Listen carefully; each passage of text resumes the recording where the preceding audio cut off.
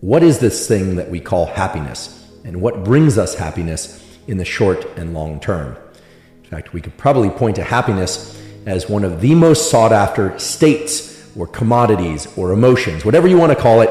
Happiness is what many people are seeking in work, in relationships, and in general. And yet most of us can't really define exactly what happiness is or means for us. We can point to certain experiences, we can try and describe our states of mind and body, but most people recognize the feeling when we have it, and we certainly recognize the feeling of not being happy, whether or not that means simply not being happy as the absence of happiness or all-out depression. Let's talk about happiness, this thing that everybody seems to want, and yet not everybody can agree upon what exactly it is or how to get it. So for instance, if I tell you I'm feeling pretty happy, I know what that means for me, at least in this moment, but you don't really know whether or not it means the same thing as what pretty happy means for you.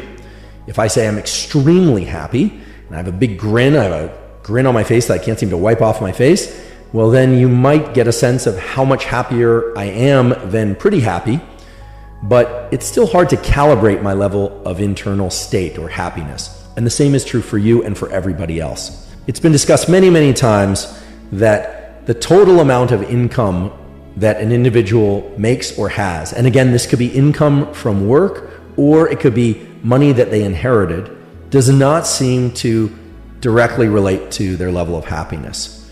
The amount of happiness does not scale with that income. That is, for every additional $1,000 or $10,000 that they earn, they don't report being that much happier on a daily basis.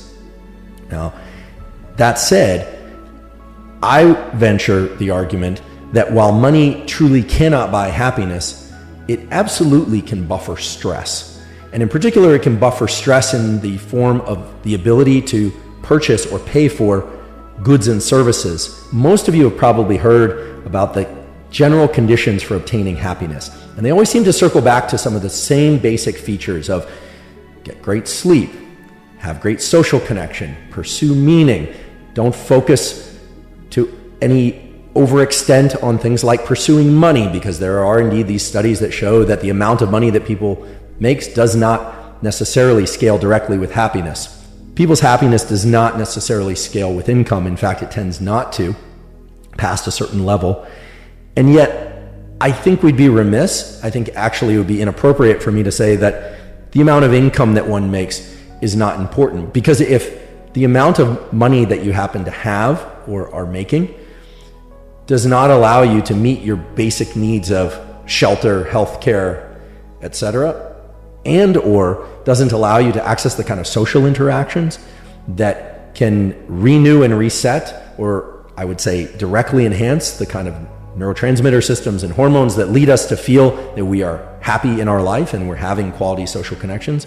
Money cannot buy happiness, but it certainly can buffer stress. And one of the ways that it buffers stress is by allowing options of different kinds of social interactions, options of different types of recreation that one can engage in to access new forms of social interaction, and so on and so on. No one on their deathbed says they wish they had worked more.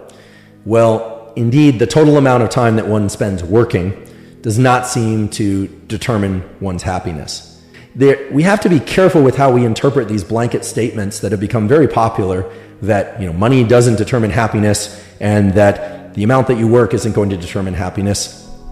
It certainly is the case that if you earn more money from working more and that money is devoted to things that bring more opportunities for social connection or for buffering stress in other areas of your life, including healthcare, care for your children, care for yourself, recreation, other things that you enjoy, well then I think it's a little bit naive to assume that work itself is somehow counter to happiness, which of course it isn't.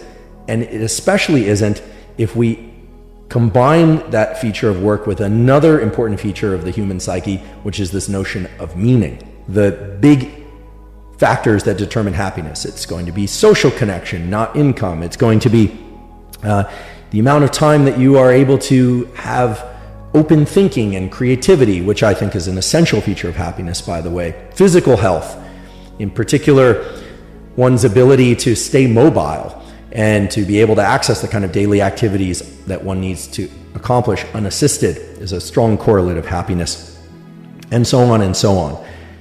Thanks for watching.